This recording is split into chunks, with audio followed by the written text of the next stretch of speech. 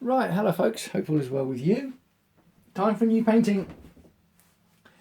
It's on a 6x6 stretched canvas which I got from Flying Tiger, which is a Danish chain, isn't it? Oh, I think, are they Danish? Yeah. I didn't buy it in Denmark, I bought it in Croydon. Oh, blimey. I don't know why I thought I would show me unwrapping a canvas in this process video. I haven't always done that, but, well, it's part of the process, isn't it? Now, as with everything else, you know, the canvases are not the most expensive I buy, so it's not quite, look, it's not quite as tight as it could be. It's a bit saggy. That's all right, I'm going to go with it. And I'm going to do one of my tree silhouette paintings. And I've been inspired by that set of paints, which I got in Poundland for £3 or £4. Can't remember which it was. And I did a painting with those two colours. Oh, I'll take that yellow out. Those two colours, green and purple, it says on the tube, but it's pink, green and pink. I did one of my doodles. And I thought, what else could I do? I really like the way it came out. So I thought I'd do one of my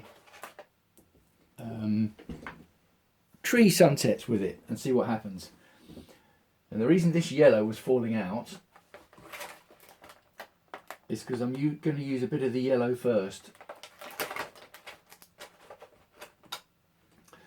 First thing I've got to do is put some masking tape on. Again, this is something else that I wouldn't necessarily do. I wouldn't normally video it, but as part of this painting in process exercise, why not?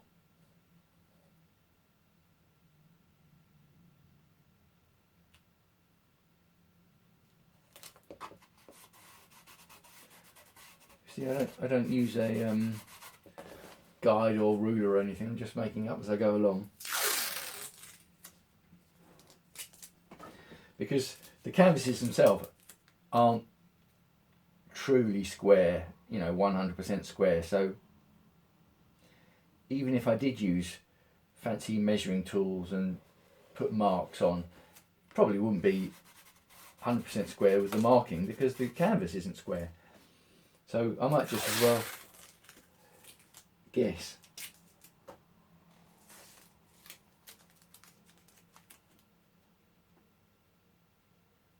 The only real problem it creates occasionally is when I'm editing the photos down afterwards to maybe use for prints. Because it's not square, sometimes I end up having to lose just a little bit of the actual painting, but that's all right.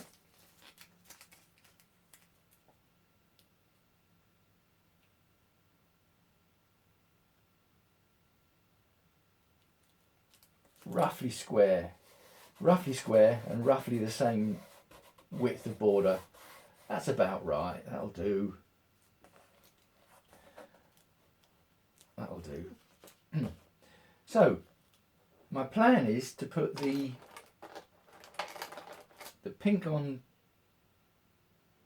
top, then the green, and then I'll have black there with some trees going up. I haven't decided yet whether I'm going to use the black from this set or go for my normal thick buttery thicker paint that I use so that I can get some texture down with the ground and the trees. I haven't decided on that yet. But what I am going to do is, because they're sort of vaguely giving the idea of a sunset, that's the idea, I do want to put some of this yellow across there first. So that's my plan with this video. And I think I'm going to use palette knife.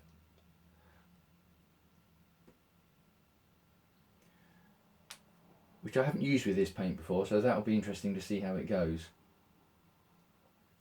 So the trees are going to be about there. I want to put the yellow paint about there.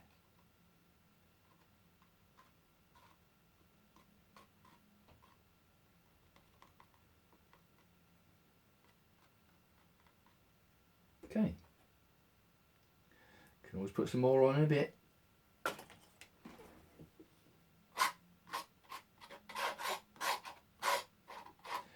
Now, see, that's interesting. It's actually giving me a bit of texture. Well, that's the good thing about palette knives. It gives you that kind of texture. But I imagine because this is very thin paint, that texture will not last.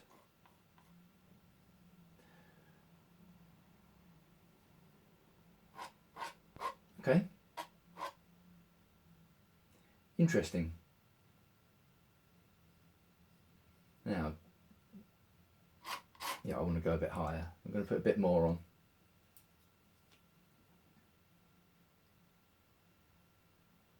Because my plan, right or wrong, is I'm going to wait for this to dry before I put the other colours over the top. I'm not going to put it over the wet, because it might just get muddy then.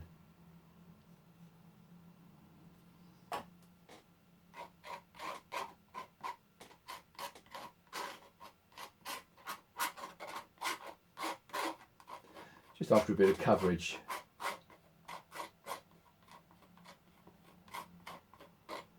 Well, let's go all the way to this mask. Let's go all the way to this side as well. Right, so I'll leave that, and I'll be interested to see how much of that texture does remain in place. Wipe off the palette knife. Good thing I like about palette knives and acrylic paint, all we need is a bit of kitchen roll. Wipe it off, ready to go. No mucking about with white spirit or all that nonsense. Take off the masking tape.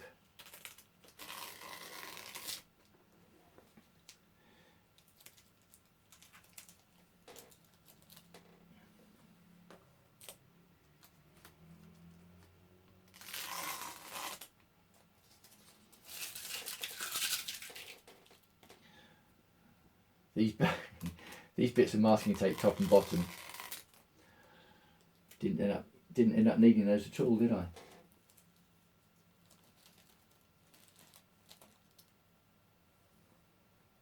It's just habit putting those on. I would feel strange just putting on two sides and not putting on all four sides. So I can definitely see, you can see a saggage in the canvas where it's not quite tight. But I'm going to leave that to dry and then come back for the pink and green, and that's starting off another new painting. It's always exciting to start off a new painting, so who knows where it might go. Might turn out well, might turn out not, horribly badly, but there's no way of knowing. So let me know your thoughts so far, and I'll see you again for the next one.